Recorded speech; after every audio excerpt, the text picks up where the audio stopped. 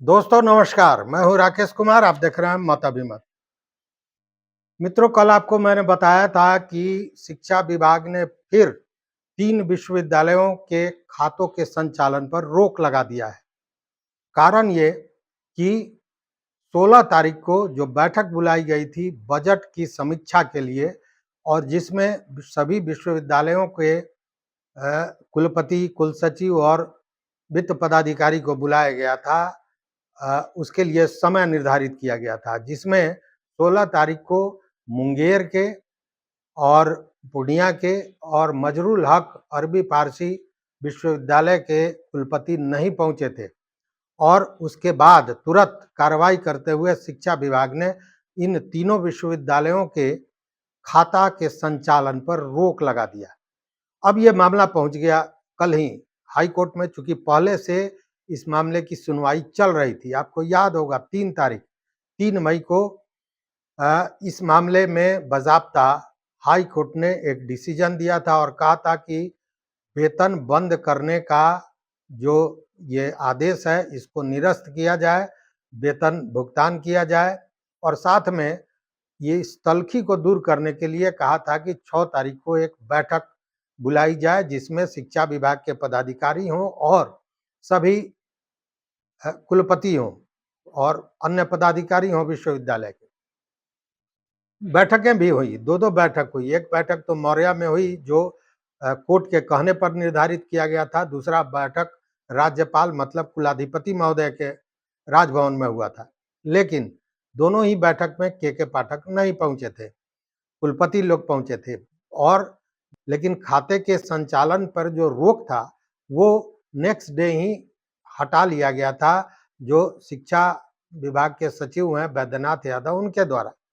लेकिन फंड नहीं भेजा गया, पैसा नहीं भेजा गया विश्वविद्यालयों को। ये कहा गया कि 2024-25 के बजट की समीक्षा कर उस पर फाइनल उसको करना है, बजट को करना है और इसके लिए समय निर्धारित किया गया था 15 तारीख से 29 तारीख तक का, मतलब 15 मई से 29 मई तक का। और कहा गया था कि इसके बाद जब ये समीक्षा हो जाती है बजट पर, उसके बाद वित्त विभाग से स्वीकृति के बाद फंड दिया जाएगा। अब ये मामला कल जब कोर्ट में पहुंचा तो इसकी सुनवाई न्यायमूर्ति अंजनी कुमार शरण की एकल पीठ में हुई और इसमें जो कोर्ट है, कोर्ट ने पूरी तरह बातों को सुनने के बाद जो फैसला दिया, जो अपनी बातें कही, वह पूरी तरह के पाठक के तर्ज पर उनको जवाब एक तरह से कह सकते हैं कि दिया गया। कोर्ट ने कहा कि तुरंत सभी विश्वविद्यालय को फंड दें, राशि भेज दें, उनके खाता संचालन पर रोक नहीं लगेगी और ये भी कहा कि अगर तुरंत राशि नहीं दी जाती है उस स्थिति में शिक्षा विभाग के जो आला पदाधिकारी हैं उनके वेतन पर रोक लगाया जा सकता है। एकदम स्पष्ट बात कही हाई कोर्ट ने। देखिए इसमें अब मामला क्या है, जब ये कुलपति 16 तारीख की बैठक में, बजट समीक्षा बैठक में नहीं पहुंचे तो तुरंत ये फैसला कर लिया गया कि उनके खातों के संचालन पर रोक लगा दिया गया, साथ में कारण परीक्षा किया गया और ये कहा गया कि क्यों नहीं आपको पद से हटाने की कार्रवाई शुरू कर दी जाए। और इसको लेकर शिक्षा सचिव जो हैं वैद्यनाथ यादव, उन्होंने तीनों विश्वविद्यालय के कुलपति को पत्र भी लिखा और पत्र में ये कहा गया कि आप लोग बैठक में नहीं आए हैं, जबकि बैठक में नहीं आने के कारण जो शिक्षा विभाग के पदाधिकारी बैठक के लिए तैयार थे उनका भी समय व्यर्थ गया है। दूसरी बात कि बैठक में नहीं आने के कारण जो कई महत्वपूर्ण मुद्दे थे जिन पर चर्चा होनी थी वह नहीं हो पाई और तीसरी बात कि बजट बहुत महत्वपूर्ण मामला है और उसमें आप नहीं आए हैं, मतलब कि कहीं ना कहीं संवेदनहीनता है, कहीं ना कहीं काम के प्रति उदासीनता का भाव ये दिखा रहा है। जो पत्र लिखा गया उसमें बजाबते ये कहा गया कि ऐसे बैठक में कुलपति का रहना, चूंकि ये अति महत्वपूर्ण बैठक है, ये बहुत आवश्यक था, लेकिन आप नहीं आए और इसमें बजाबता कोट किया गया है अधिनियम को। कहा गया है कि विश्वविद्यालय अधिनियम की धारा 11(1) और 11(2) के तहत यह उदासीनता को इंगित करता है, मतलब आप कार्य के प्रति उदासीन हैं। वहीं यह भी कहा गया है कि विश्वविद्यालय अधिनियम की धारा 48 और 50 का यह उल्लंघन है। उस स्थिति में क्यों नहीं आपको पदच्युत करने के लिए, पद से हटाने के लिए कार्रवाई शुरू की जाए। इसको लेकर जो विश्वविद्यालय के तरफ से अधिवक्ता थे, जिसमें सिद्धार्थ प्रसाद थे, विंध्याचल राय, मोहम्मद असगर मुस्तफा, रितेश कुमार राणा, विक्रम सिंह और राजेश प्रसाद चौधरी, उन लोगों ने अपने तरफ से अपनी दलील देते हुए ये कहा, विश्वविद्यालय की तरफ से दलील देते हुए, कि शिक्षा विभाग को विश्वविद्यालय के किसी भी कर्मी को पदच्युत करने का कोई अधिकार नहीं है, ये कानून के तहत नहीं है। दूसरी ओर जो बिहार सरकार के महाधिवक्ता हैं कि पीके शाही, उन्होंने ये कहा कि जब तक शिक्षा विभाग की बैठक में वीसी नहीं भाग लेते हैं, तब तक एक भी पैसा नहीं दिया जाएगा विश्वविद्यालयों को। मतलब दोनों तरफ से जो तल्खियां हैं वो और भी बढ़ती नजर आई।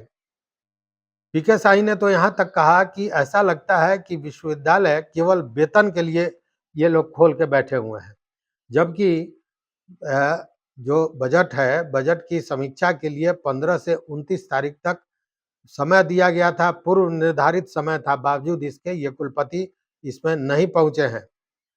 इस मामले पर कोर्ट ने बाज़ाब्ता जो बातें कही वह भी बड़ा समझने वाली बात है। कोर्ट ने कहा कि ये वीसी और अधिकारियों की बात को बहुत तुल नहीं दीजिए, इतना अहम नहीं बनाइए। जो काम का बात है, जो विषय है, उस पर आइए। और विषय ये कि आपने अब तक वेतन पेंशन नहीं दिया है या उसके लिए राशि नहीं दी है जिससे भुगतान हो सके, और 4 माह से लोगों का वेतन बंद है, लोगों का पेंशन बंद है। दूसरी ओर अब आप देखिए कि ये 4 माह से वेतन पेंशन बंद हो जाने से जो आर्थिक परेशानियां हैं शिक्षकों को या अन्य कर्मियों को, वह भी समझने वाली है। क्योंकि तरह-तरह की बातें आ रही हैं, किसी को इलाज के लिए परेशानी हो रही है, किसी को बच्चे का फीस देना है, किसी को तमाम तरह की बातें हैं, क्योंकि 4 माह एक लंबी अवधि होती है और इसमें वेतन नहीं दिया गया है। दूसरी बात कि कॉपियों का जो मूल्यांकन होना है, जो परीक्षा हो चुके हैं, उसका मूल्यांकन नहीं हो पा रहा है, चूँकि उसके लिए राशि नहीं है विश्वविद्यालय के पास। आगे की बात अगर सोचें, तो आगामी जो परीक्षाएँ होने वाली हैं, उसके लिए प्रश्न पत्र और पुस्तिका, जो उत्तर पुस्तिका होती है, उसके लिए टेंडर करना है, लेकिन उसे भी पैसे के अभाव में डेफर किया जा रहा है, आगे बढ़ाया जा रहा है। मतलब कि विश्वविद्यालय का कार्य पूरी तरह बाधित है, पेंशन और वेतन तो बंद है ही है। चूँकि कोर्ट ने इसमें बाज़ाब्ता कहा कि जो स्वीकृत बजट है, उसके अनुसार विश्वविद्यालयों को राशि तुरंत भेज दी जाए, और अगर इसमें विलंब होता है या नहीं भेजा जाता है, उस स्थिति में शिक्षा विभाग के जो आला पदाधिकारी हैं, उनके वेतन पर रोक लगाया जा सकता है। तो ये एक बहुत बड़ी बात कह दी। और इसी को लेकर मगध विश्वविद्यालय के जो कुल सचिव हैं डॉक्टर समीर शर्मा, उन्होंने ये कहा कि यह शिक्षकों और कर्मियों के हित में बड़ा फैसला है। तो निश्चित रूप से ये बड़ा फैसला है। आपको याद होगा 3 मई को इसके पूर्व में सुनवाई हुई थी हाई कोर्ट में, और उस समय जो खातों के संचालन पर रोक लगाया गया था, हाई कोर्ट ने उस रोक को हटाने का आदेश दिया था। उसके बाद 4 तारीख को ही शिक्षा सचिव बैद्यनाथ यादव द्वारा खातों के संचालन पर जो रोक था उसको निरस्त कर दिया गया था, उस आदेश को। और जब ये बातें आई शिक्षा विभाग के तरफ से कि कुलपति शिक्षा विभाग के बैठक में भाग नहीं लेते हैं, जिसके चलते आगे का काम नहीं हो पा रहा है, इस पर बाज़ाब्ता कोर्ट ने कहा था कि आप लोग एक बैठक करें 6 तारीख को। निर्धारित भी हो गया था मौर्या में, और कहा गया था कि उसमें सभी विश्वविद्यालय के कुलपति पदाधिकारी और शिक्षा विभाग के पदाधिकारी होंगे। लेकिन एक बड़ी बात उन्होंने कही थी, क्योंकि नाक की लड़ाई ये बनती जा रही है, उसको लेकर कहीं न कहीं कहा होगा कोर्ट ने कि इस बैठक की अध्यक्षता कोई नहीं करेगा, मतलब गोलमेज सम्मेलन की तरह ये बैठक होगी। और अगर किसी को अध्यक्षता करना है तो वो, अगर मल्होत्रा साहब जो मुख्य सचिव हैं वो आएँगे, उसी स्थिति में अ, इसका इस बैठक की अध्यक्षता वो कर सकेंगे। अब ये अध्यक्षता नहीं करने की जैसे बात आई, उसके बाद बताते हैं कि के पाठक बैठक में भाग नहीं लिए।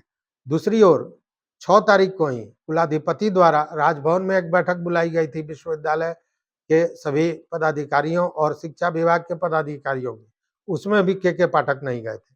और अब शिक्षा विभाग द्वारा जो ये बैठक बुलाई गई है, इसमें विश्वविद्यालय के कुलपति नहीं पहुंचे हैं, हालांकि अन्य पदाधिकारी गए थे, और इसको लेकर फिर ये नई कार्रवाई जिस पर कोर्ट ने ये फैसला दिया है।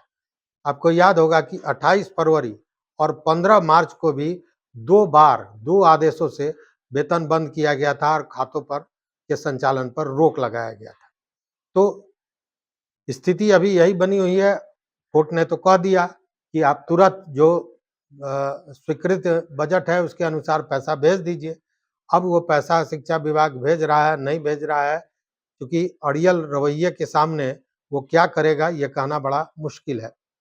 तो देखते हैं कि आगे क्या होता है, आने वाला समय बताएगा कि कोर्ट के आदेश को शिक्षा विभाग कितना मानता है, और नहीं अगर नहीं मानेगा तो निश्चित रूप से शिक्षा विभाग के लिए कहीं न कहीं ये गले की हड्डी तो बनेगी ही बनेगी। तो देखते हैं आगे क्या होता है। आप भी देखते रहिए मत अभिमत। चैनल पर नए हो तो निश्चित रूप से सब्सक्राइब कीजिए, लाइक कीजिए, दोस्तों के साथ शेयर कीजिए और अपना विचार इन सारे बिंदुओं पर जरूर दीजिए। बहुत-बहुत धन्यवाद। बहुत-बहुत धन्यवाद।